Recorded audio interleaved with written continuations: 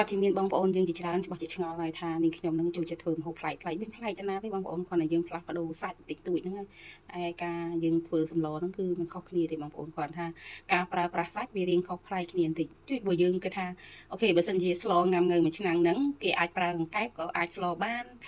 និយាយរួមទៅសាច់មាន់ស្លាបមាន់អីគេយកបំពងធ្វើងុាំងើបានហេតុអីបើឆ្អឹងជំនីកូននេះខ្ញុំធ្វើមិនបានចា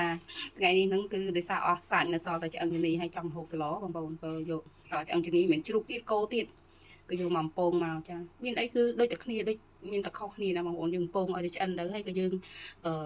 យកទៅដាក់ស្ងោរទៅវាអត់ខុសគ្នាទេបងប្អូនគាត់ថារៀងខុសសាច់បន្តិចហើយសាច់គោនេះគឺមិនងាយមិនសាច់គោទេគឺឆ្អឹងគោនេះគឺវាអត់ងាយផុយបងប្អូនពេលដែលយើងបំពងរួចហើយយកទៅងាស់ហ្នឹងរៀងយូរដែរត្រង់បានផុយហ្នឹងចា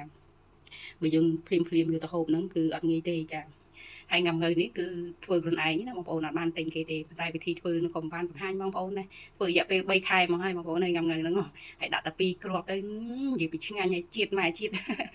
ឥឡូវងុាំងើនេះខ្ញុំនឹងក៏បានឆ្អិនរួចរាល់ហើយដែរអរគុណច្រើនបងប្អូនសម្រាប់ការចូលចិត្តនិងតាមដានវីដេអូនេះខ្ញុំបើពេញចិត្តនិងចូលចិត្តសូមជួយ like comment ម្នាក់មួយមកអរគុណជូនពរបងប្អូនរកស៊ីមានបានហេងទាំងអស់គ្នាបងប្អូនសាកធ្វើដូចខ្ញុំទៅនេះតែមកឆ្ងាញ់ហ្មងណា